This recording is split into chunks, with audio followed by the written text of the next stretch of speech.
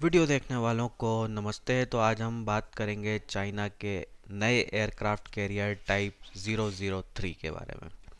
तो ये जो एयरक्राफ्ट कैरियर है कुछ ही महीनों में जो है पानी में आ जाएगा, और जो है ये एक बहुत ही बड़े साइज़ का एयरक्राफ्ट कैरियर है, और इसको जो है अमेरिका के लिए एक चुनौती माना जा रहा है। क्योंकि ये जो एयरक्राफ्ट कैरियर है इसमें जो फीचर्स होंगे वो आज के समय में सिर्फ अमेरिका के पास हैं, इसके अलावा किसी और के पास नहीं है।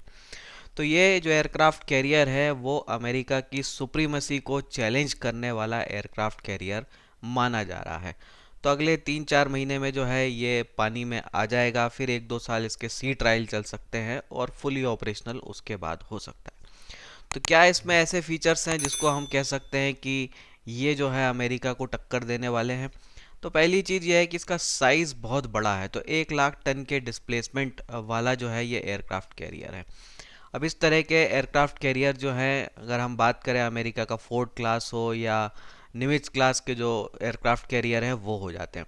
तो अमेरिका का जो हाईएस्ट जो एयरक्राफ्ट कैरियर है वो भी इससे थोड़ा सा ऊपर का जो है लेवल का है, लगभग इसी के बराबर का हो। तो साइज़ के मामले में जो है ये एक चैलेंज जो है हो जाता है, क्योंकि ये अमेरिका के बराबर हो जाता है। अब इसको ज़रा हम कंपेयर करें कि हमारा जो आईएनएस विक्रमादित्य है वो 44,000 टन का है, और अभी जो हम बना रहे हैं आईएनएस विक्रांत, उसकी अगर हम डिस्प्लेसमेंट की बात करें तो वो 37,000 टन का है। तो हम जो बना रहे हैं उसके मुकाबले लगभग जो है ये 3 गुना हो जाता है। तो ये काफ़ी बड़े साइज़ का हो जाता है। तो बड़े साइज़ का होने का मतलब ये है कि बहुत सारे एयरक्राफ्ट जो है इससे ऑपरेट किए जा सकते हैं। तो ये एक बड़ी बात हो जाती है। अगला इम्पॉर्टेंट फीचर जो है इसका वो ये है कि इसमें कैटापल्ट लॉन्च सिस्टम का उपयोग हो रहा है। तो ये जो कैटापल्ट लॉन्च सिस्टम है इसके थ्रू जो है बड़े हैवी साइज़ के एयरक्राफ्ट भी जो है ऑपरेट किए जा सकते हैं। ये टेक्नोलॉजी भी जो है सिर्फ अभी तक अमेरिका के पास ही है। तो ये बात भी जो है ऐसी हो जाती है जो कि यूएस को चैलेंज करने वाली बात है।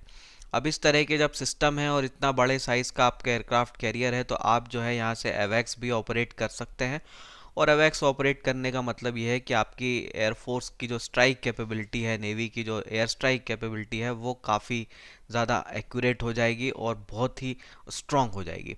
तो ये इतने कुछ फीचर हो जाते हैं जो कि इसको जो है अमेरिका को टक्कर देने वाला जो है हम कह सकते हैं। पर क्या एग्जैक्टली ये अमेरिका के लेवल का हो गया है? तो जवाब है नहीं, क्योंकि कुछ फीचर अभी भी ऐसे हैं जो कि उस लेवल के हम नहीं कह सकते।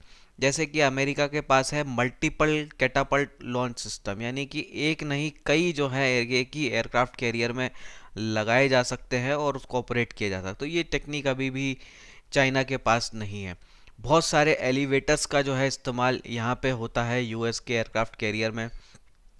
तो एक के ऊपर एक जो है लेयर के फॉर्म में जो है एयरक्राफ्ट रखे रहते हैं, और उन लिफ्ट से जो है ऊपर तुरंत लाए जाते हैं और उसको ऑपरेट किया जाता है। तो ये चीज़ भी अभी जो है चाइना जो है ये नहीं कर पाया है।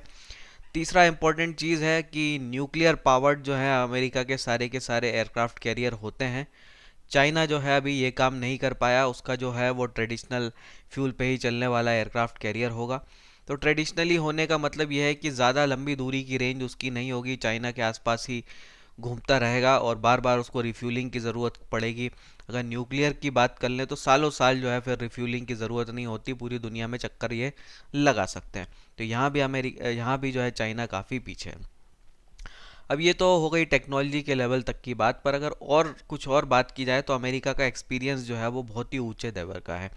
तो एक एयरक्राफ्ट कैरियर बना लेना अलग बात है और उसको सक्सेसफुली ऑपरेट कर लेना अलग बात है, क्योंकि ये जो है एक चलते फिरते शहर के बराबर होता है, इतना बड़ा इसका जो है साइज होता है। हज़ारों लोग जो है यहाँ पे एक साथ काम करते हैं। तो प्रॉपर कोऑर्डिनेशन, कंट्रोल और वो सारी चीज़ें जो है वो भी करना बहुत मुश्किल होता है। और यहाँ पे अमेरिका की महारत है, वो कई युद्धों में जो है हिस्सा ले चुका है, बहुत ही एक्सपीरियंस जो है उसके पास, इंजीनियर्स, टेक्नीशियन, इन लोगों की टीम है जो कि यहाँ तक लेवल पे जो है चाइना को आने में बहुत टाइम लगेगा।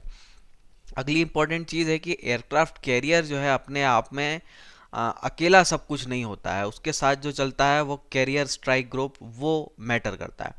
तो एयरक्राफ्ट कैरियर जो है बहुत हैवी कॉस्टली मशीन होती है, लेकिन उसको घातक बनाती है उसके साथ में जो बैटल ग्रुप चल रहा होता है, जिसमें कि डिस्ट्रॉयर्स होते हैं, फ्रिगेट होते हैं, सबमरीन्स होते हैं वो। तो यहाँ पे जो है चाइना काफ़ी पीछे है। उस ऊंचे लेवल के जो है डिस्ट्रॉयर, फ्रिगेट, सबमरीन्स जो है अभी चाइना के पास नहीं है, काफ़ी पीछे है। और साथ में सेल्फ डिफेंस कैपेबिलिटीज़ की बात की जाए तो यहाँ पे भी अमेरिका बहुत आगे है, चाइना काफ़ी ज़्यादा पीछे है। और अगली बात यह है कि चाइना के पास जो है वैसे एयरक्राफ्ट नहीं है जैसे कि अमेरिका के पास है। F-35 की बात की जाए, F-18 की बात की जाए, तो इतने तरह के जो एयरक्राफ्ट, इतने घातक तरह के जो एयरक्राफ्ट जो अमेरिका के पास हैं वो चाइना के पास अभी नहीं है। तो हाँ, एक चैलेंज जरूर कह सकते हैं इनिशियल लेवल पे, पर अगर ये कहा जाए कि ये अमेरिका के लेवल पे हो गया है तो ये कहना सही नहीं है। चाइना इस मामले में अभी अमेरिका से काफ़ी पीछे है, लेकिन एक चैलेंज जो है डेफिनेटली भविष्य में हो सकता है। तो इस पर जो है हमको सोचने की ज़रूरत है। साथ में ये चीज़ फ्यूचर में भारत के लिए भी चुनौती हो सकती है। तो अभी हमारे यहाँ एक बहस चल रही है कि हमें जो है तीसरे एयरक्राफ्ट कैरियर को बनाना चाहिए या नहीं बनाना चाहिए। तो मेरे हिसाब से डेफिनेटली बनाना चाहिए। अब इतना आपके पड़ोस में ऐसे चैलेंजेस आ रहे हैं तो बिल्कुल, तो अभी भी वो सोच विचार जो चल रहा है वो नहीं होना चाहिए। इस पर आप अपने कमेंट्स रखिएगा। फिर मिलेंगे। जय हिंद।